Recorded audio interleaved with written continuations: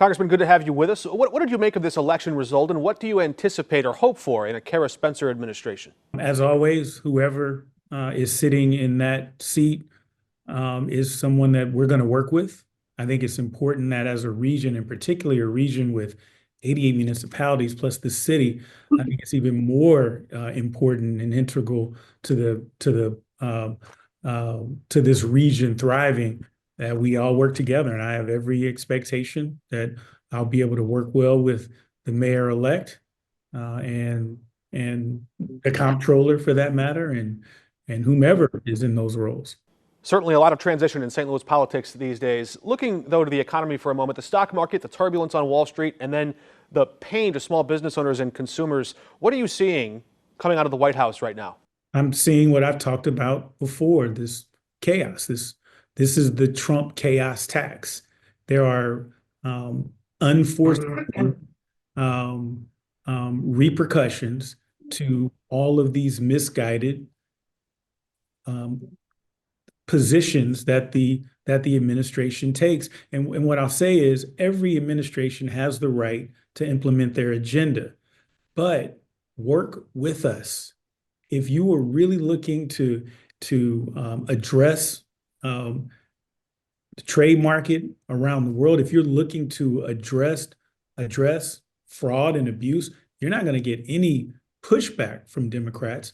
We just want to make certain that it's being done in a practical way that actually addresses these issues. Should Congress reassert its power and pull in the reins from this president on the power to slap tariffs on the entire world?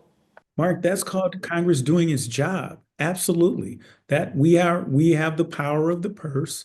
And unfortunately, House Republicans have chosen to vacate that and just go along with the administration as opposed to being a check on the executive as we're supposed to be. I also want to ask you about your new legislative proposal, this Justice Forward package of bills that you have filed in Congress. It would dangle, you mentioned the power of the purse there. Your proposal would dangle financial incentives for local governments to go about implementing diversion programs or going around the traditional cash bail system. Why would you trust House Republicans or the Trump Justice Department to implement a plan like this? It's not about trust. It's about what is effective.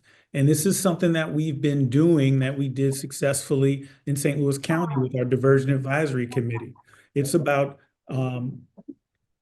connecting local governments, particularly prosecutors' offices, with the resources to look at alternatives to incarceration for lower level nonviolent offenders. And so when we're talking about mental health and substance abuse, addiction, and poverty, these are things that we can't prosecute our way out of, but it makes us safer when we do connect folks with these types of resources and address these underlying issues. Your bill calls on these local governments over the course of time to empty their jails by 50% of their prison population, their jail population rather, over the long term. I wonder, when you look at a policy like that, do you believe that half of the people in American jails today don't belong there? What we're looking at is we're targeting low-level nonviolent offenders. And so let me be clear on that. We're talking about folks who, once you cross that line, and I've talked to you about this, when folks cross the line and harm people, they're going to be held accountable. This doesn't change that.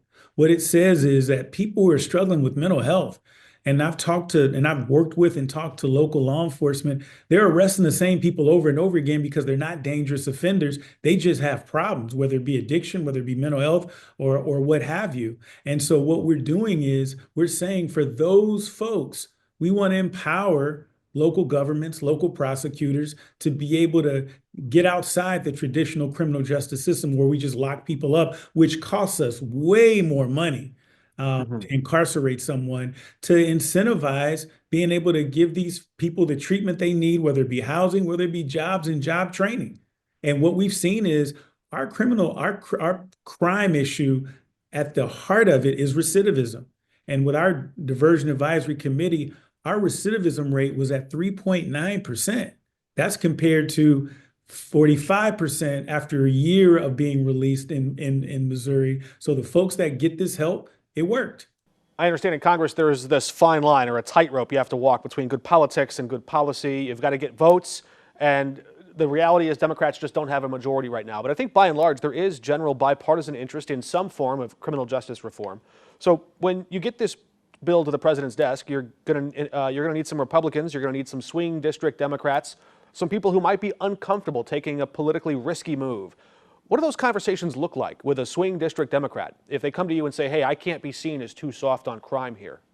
I don't think this is about being soft on crime at all. I think this is about being smart on crime. Serious and violent offenders are still going to be held accountable. Prosecutors who don't want to implement these programs are not obligated to implement these programs. We just want to add tools to the toolbox. And thus far, when I talk to Democrats, even with Republicans, this is not controversial. We have the data to show that it works and that when we give people the treatment that they need, they thrive, they stay out of jail. And also, this creates less victims because our recidivism rates are reduced and those folks aren't out committing crimes, because what we've seen is people with jobs commit less crimes, people with housing commit less crimes. So let's take those things that we know correlate into safer communities and make our community safer. And if I read the bill correctly, the way it works, if I understand it right, bills can change and evolve, but it looks like you might offer the funding at first, and then if the public safety trends or the targets to reduce the jail population are not met, that they're no longer entitled to that money in perpetuity. At some point, does that mean the money is clawed back if they can't meet their target goal? No, what it is with any grant, you have to be able to measure if what you're doing, whether it's successful or not. And that those are just safeguards in place to make certain that there's not abuse or fraud and that folks are making good faith efforts to implement these programs to actually address these underlying root causes. These are things that we've been doing not only for 2 decades of my career in criminal justice, but as the local prosecutor in St. Louis County. And in your first few months in Congress, just give us your first blush impression. Who are the members of the House Democratic Caucus who have so far impressed you most? Oh man, there's a lot of them. Obviously, Hakeem Jeffries. I thought that I thought I had a busy schedule until I see him in action. But from folks like Maxine Waters, who is from St. Louis, by the way, Reverend Cleaver on the other side of the state.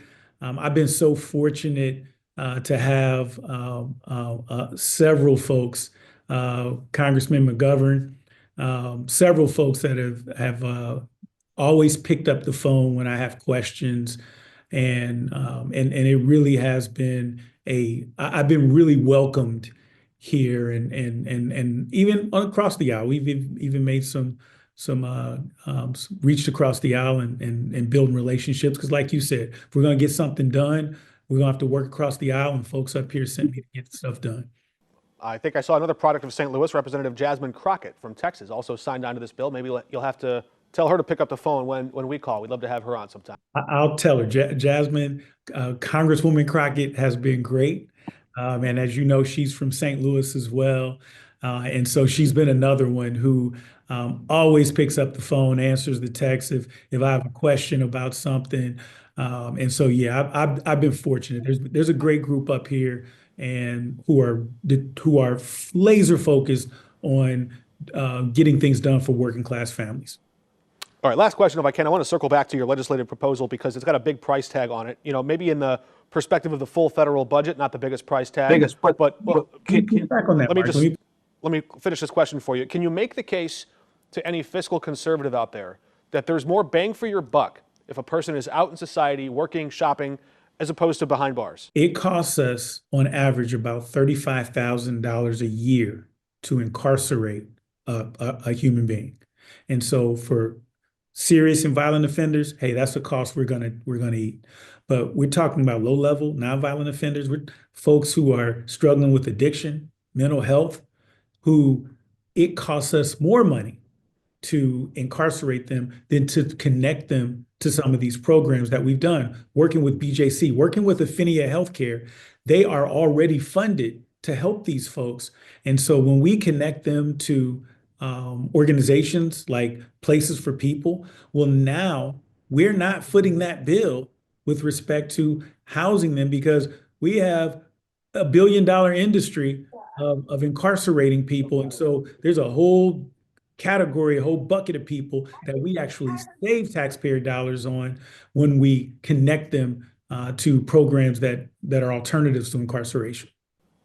You mentioned nonprofits that have federal funding. I don't want to single out any particular providers in this moment, but there are a lot of nonprofits in the broader community right now who have people working for them, some in the LGBT community, some who see nonprofits or corporations self-censoring, removing any references to DEI, to equity, that buzzword that actually appears in your bill.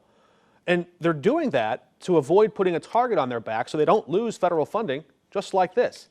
What do you make of that larger overarching societal issue about free speech, free expression, and the way some people are feeling that chill under this administration? It's discouraging when we think about making equity, words like equity, into some type of negative. Equity is about everyone getting a fair shake. It's about everyone getting a fair opportunity, no matter what you look like, white, black, brown, or what have you. When we talk about diversity, well, what's the opposite of that?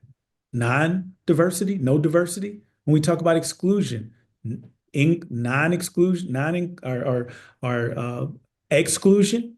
That's not what this country is about. We're a country of immigrants. We're the great melting pot of people that have come together, and equity and words like that and diversity, that's our superpower. And so it's disappointing to see that our history, our American history, which is diverse, is under attack, but that's what this administration is doing. But we're going to have to keep pushing back. What would you tell any nonprofit that might rely on federal funding to stay open? Should they speak up? Should they criticize this? What do they do? What should they do? Contact our office. We need to hear the stories, because those stories I can take to the House floor and advocate for my district. Right now, we do have a supermajority in DC, and with the Republicans in Congress not holding this administration to account, it does make it tougher. But this is our fight, and we're going to have to keep fighting. And first of all, and first and foremost, we need folks to let us know what those needs are. Let us know the challenges that they're facing as a result of this, so that we can represent them here in DC. All right, Congressman Wesley Bell, thanks for your time. Thanks. Good to see you.